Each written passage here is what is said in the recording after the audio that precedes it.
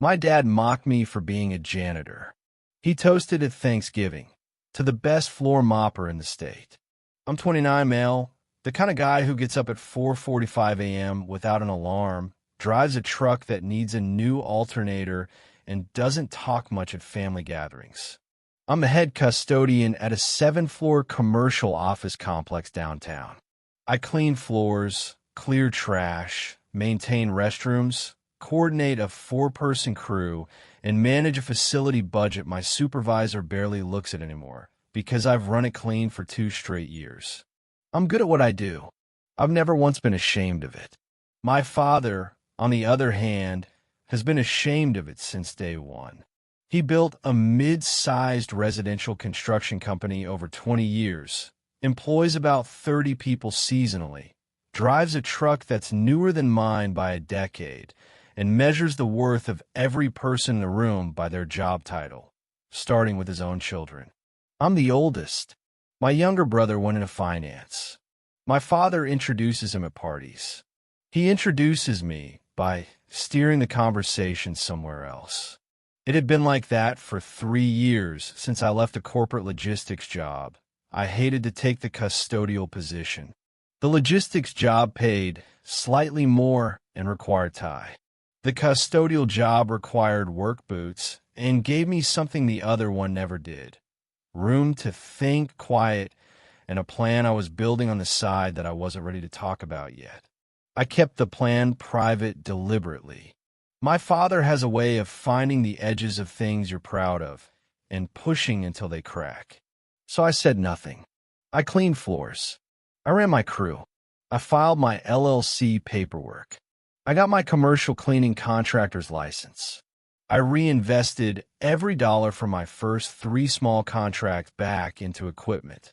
I stayed quiet and I stayed focused. Thanksgiving was at my parents' house, 40 minutes from my apartment, a house I grew up in with a dining room table that seats 12 when the leaf is in. My mother cooks for 3 days beforehand. My uncle drives up from 2 states away. My brother brings his girlfriend.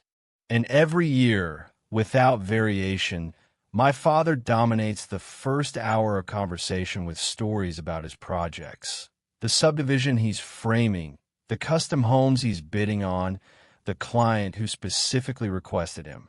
I got there at noon, helped my mother carry things from the kitchen.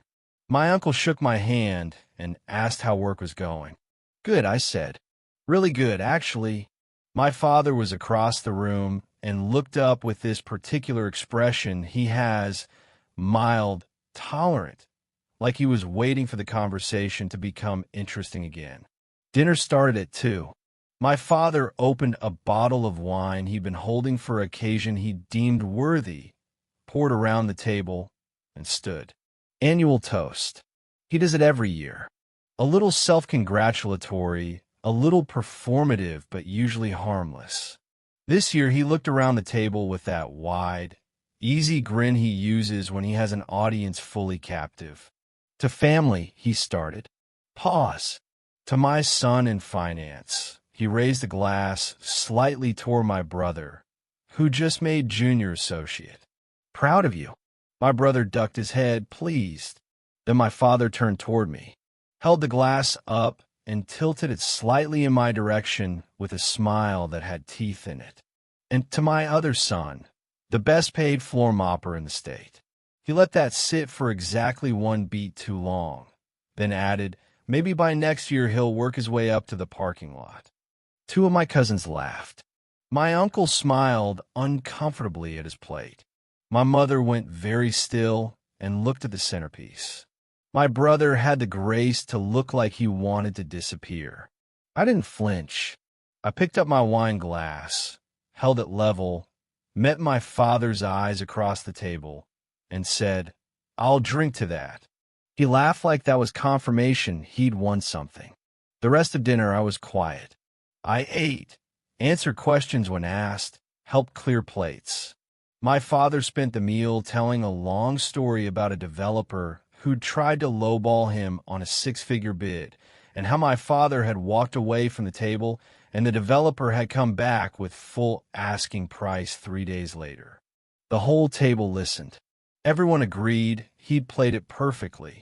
I drove home that evening running numbers, not budget numbers, but something more important. Timelines. Because I was 4 months from a moment that was going to make that toast the single most embarrassing thing my father had ever said in that dining room. I just needed to stay quiet 4 more months. What my father didn't know, what almost nobody in that house knew, was that my small commercial cleaning company had just submitted a bid for the largest contract in my company's 3-year history. Hartwell Corporate Campus, a private real estate management group that owned 4 connected office buildings totaling 280,000 square feet on the north edge of the city. They'd been using a regional cleaning conglomerate for 6 years. Contract up for renewal in January. A facilities manager I'd done quality work for at a smaller building had passed my name to their procurement contact. I'd put together a proposal over 60 hours across 3 weekends. Full scope, pricing, crew expansion plan, references, insurance certificates, the works. I was one of 4 finalists. I hadn't told my father, hadn't told anyone in the family. If I didn't land it, I didn't want the conversation. If I did land it, well, I knew exactly what I was going to do with that. The call came on a Wednesday in December. I was in the supply room of my building when my phone buzzed, took it outside to the loading dock in 28-degree weather, and listened to the procurement manager tell me that my proposal had been selected. Contract start, February 1st. Annual value, $340,000. I stood on that loading dock for a full minute after I hung up. $340,000. Recurring, with expansion options built into the agreement. I made 3 calls. My accountant, my insurance broker, my bank. By end of week, I had a meeting with a commercial lender about a line of credit to fund the crew expansion. By the following Monday, I'd hired 3 additional employees and placed equipment orders. I told nobody in my family. Christmas came. My father gave me a gift card to a hardware store with a wink that meant something unfunny. I thanked him, ate dinner, left early, and then 2 weeks into January, it started. I got a call from the Hartwell procurement manager. She was professional but measured. "We received an anonymous tip about your licensing situation," she said. "Someone contacted our legal team claiming your contractor's license was filed under a different business name and that your insurance certificate contained discrepancies."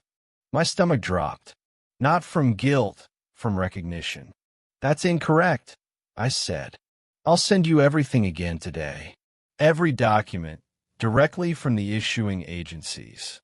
She appreciated that, so they were proceeding but needed to verify within 48 hours.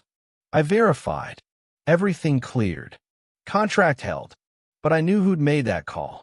There was only one person in my life who knew I'd submitted that bid, and I hadn't told him directly.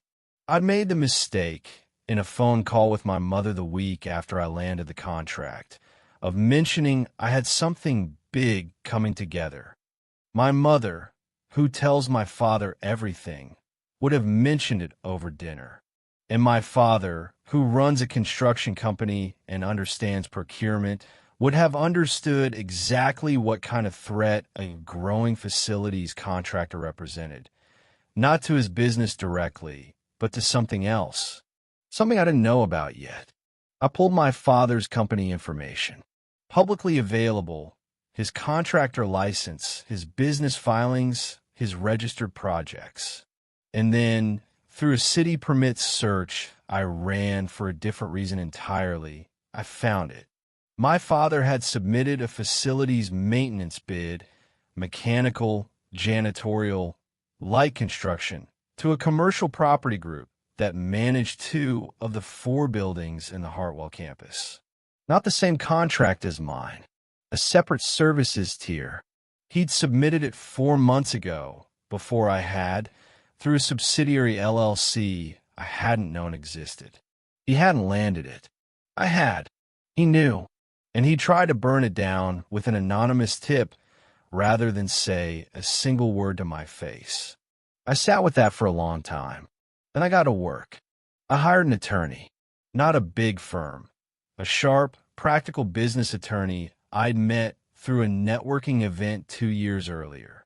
I walked her through everything: the anonymous tip, the timing, my father's competing bid, the subsidiary LLC.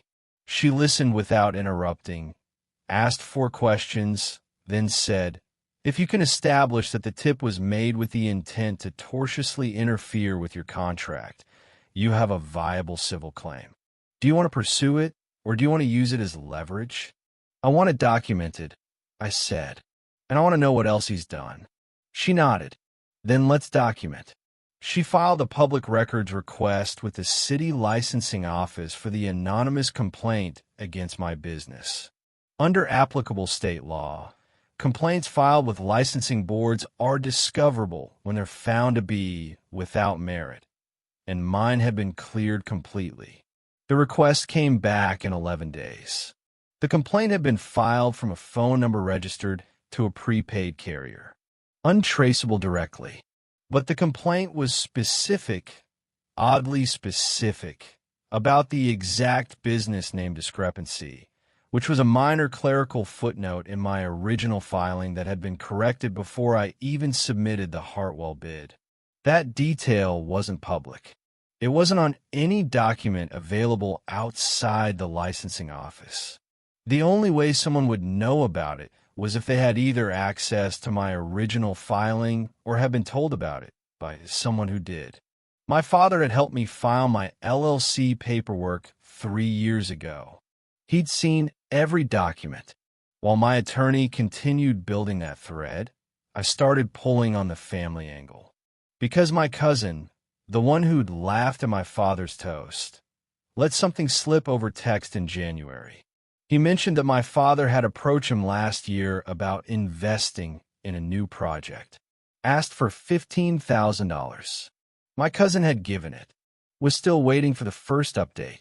I reached out quietly to my uncle. Same story. $8,000 8 months ago. My mother's sister. $6,000 a year ago. None of them had been given paperwork. All of them had been told it was informal and that my father would make it right. None of them had spoken to each other about it, because my father had, apparently, asked each of them to keep it quiet. My attorney added this to the file under a separate column.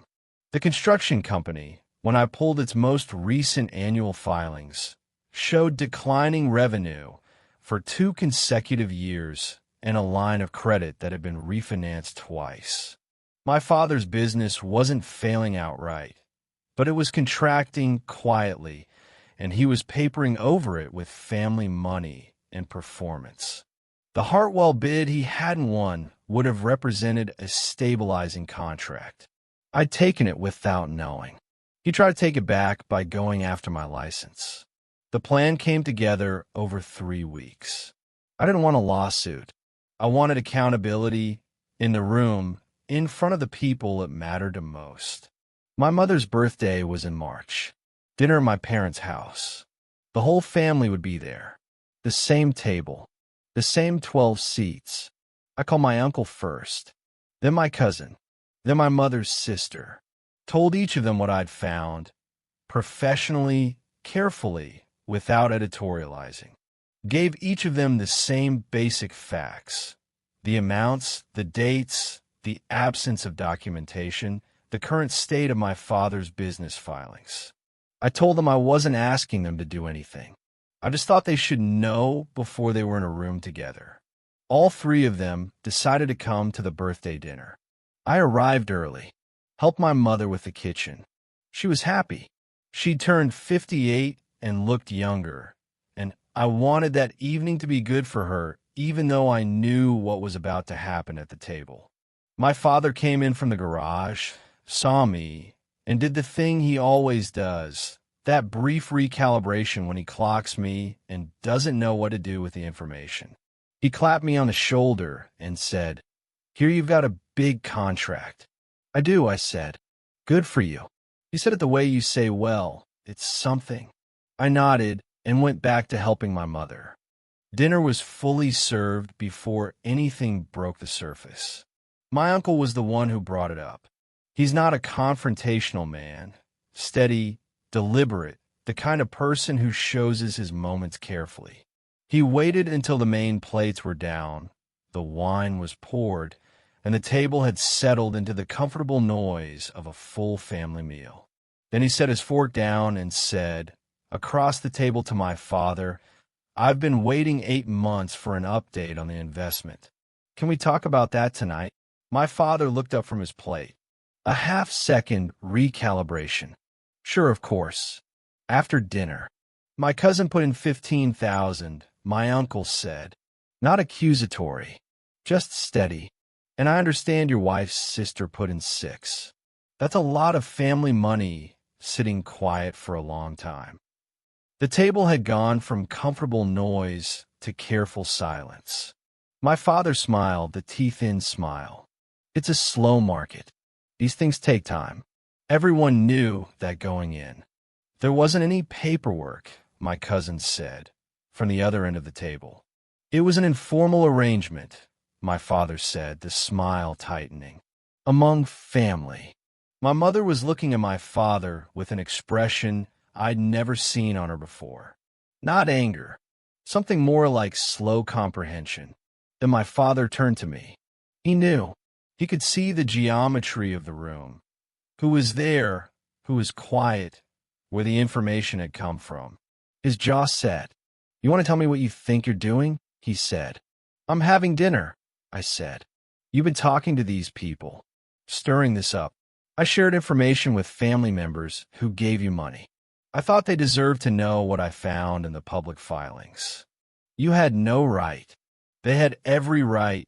My attorney had coached me to say this, and I said it cleanly. They're unsecured creditors with no documentation. If your business continues to decline, they have no legal recourse. I thought they should understand that before it was too late to ask questions. My father stood up. The table held its breath. This is my house, he said. Yes, I said, and I'm your son, the floor mopper. That landed in the room like something physical. My cousin looked at the tablecloth. My uncle exhaled. My mother said, quietly, sit down. My father sat down. The posture of a man recalculating. Over the following 40 minutes, at that table, the 3 family members asked direct questions about their money. My father answered poorly. Vague timelines, deflections, repeated references to how family should trust family. By the end of it, my uncle had announced he'd be retaining an attorney to document the loan formally and request a repayment schedule. My cousin said the same. My mother's sister said she needed to speak with her husband before deciding anything. My father didn't blow up. He went very quiet, which was somehow worse than the alternative. After dinner, my father and I ended up in the garage. He'd gone out there on the pretense of getting something, and I followed him. He turned when he heard me. The complaint to the licensing board, I said. I know it was you. He said nothing. My attorney knows. It's documented. If you move against my business again, I'll file a tortious interference claim, and we'll have the whole conversation publicly. I said it without heat. I'm not trying to destroy you. I'm telling you I'll defend what I built. My father looked at me for a long moment. Something shifted in his face that I didn't have a word for. Not regret. Something preceding regret. You didn't need to do it this way, he said. You toasted me, I said, in front of everyone. The floor mopper. He had no answer for that. The family loans got documented formally within 6 weeks. My uncle's attorney drew up agreements. Repayment schedules were set. My father's business stabilized the following quarter. A large contract he landed, slightly smaller than the Hartwell deal he'd missed. The anonymous complaint against my license was filed away in a folder I keep, but hope never to open again. My father and I don't have the relationship I spent 30 years wanting from him. That part didn't resolve. Some things don't resolve. They just become manageable. What I have instead is the Hartwell contract, a crew of 7, and a business my name is on. He hasn't made a toast at a family dinner since. If you read this whole story without skipping to the end, you've got exactly the kind of patience it takes to build something from the ground up. Subscribe, because that's where the real ones end up.